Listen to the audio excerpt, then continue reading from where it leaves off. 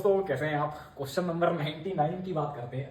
तो ये मैंने आपको दिया था और इसमें मैंने पूछा था, देखिए यहां पर क्या है, यहां पर हाइड्रोजन है एज एन हाइड्राइड और ड्यूटीरियम एज ए प्रोटॉन है ना। तो मैंने आपसे चार मैंने ऑप्शंस दिए थे और मैंने आपसे पूछा था बताइए फाइनल प्रोडक्ट क्या होगा।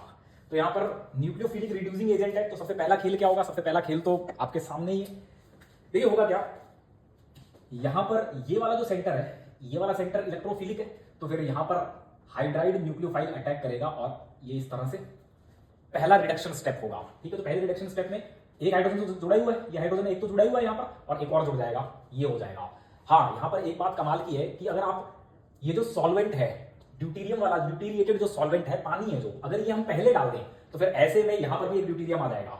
समझ रहे हैं आप मेरी बात? मैं क्या कह रहा हूं? मैं कह रहा हूं कि सीक्वेंस मैटर करती है। यहां पर अगर आपने पहले रिड्यूसिंग एजेंट डाला है तो पहले हाइड्राइड अटैक करेगा, ये तो ठीक है, लेकिन अगर आपने पहले पानी डाल दिया तो फिर यहां प्रोटॉन एक्सचेंज भी हो सकता है। समझ रहे हैं आप मेरी बात? तो यहां पर ड्यूटीरियम भी आ सकता है, लेकिन अभी फिलहाल हम ये मान के चल रहे हैं कि हमने यहां पर रिड्यूसिंग एजेंट को पहले ऐड किया है। तो सिस्टम में अगर रिड्यूसिंग एजेंट को पहले ऐड किया तो पहले ये हो जाएगा, एक हाइड्रोजन पहले से था और दूसरा हाइड्रोजन अभी आ गया सोडियम बोरोहाइड्राइड से, ये खेल हो जाएगा। पहला तो यही होगा और इस तरह से ये रहा होगा डबल बॉन्ड।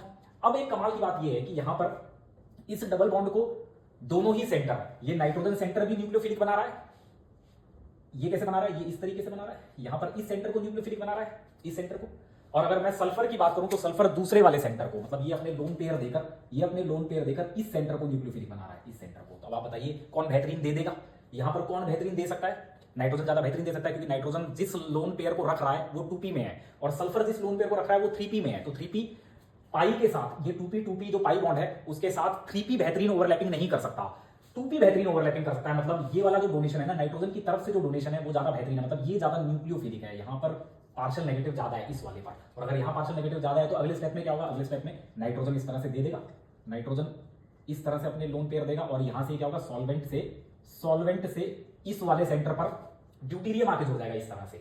समझ रहे हैं मेरी बात? अगर सल्फर ज्यादा बेहतरीन देता तो उल्टा हो जाता, उस वाले सेंटर पर ड्यूटीरियम जुड़ता, लेकिन क्योंकि नाइट्रोजन यहां ज्यादा इनामीन टाइप का है ये सिस्टम, नाइट्रोजन ज्यादा बेहतरीन देता है, इस एंड को ज्यादा न्यूक्लियोफिलिक बनाता है, तो फिर यहां पर ड्यूटीरियम जाके जुड़ेगा और जैसे ड्यूटीरियम यहां जाके जुड़ेगा तो अगले स्टेप में क्या हो जाएगा? अगले स्टेप में ये हो जाएगा, यहां पर पॉजिटिव चार्ज। अब फिर से क्या होगा? फिर से ये इलेक्ट्रोफिलिक सेंटर है और हाइड्राइड रिड्यूसिंग एजेंट है, तो फिर यहां हाइड्राइड अटैक करेगा और ये एक और हाइड्रोजन यहां जोड़ लेगा, तो इसका ए वाला आंसर सही होगा।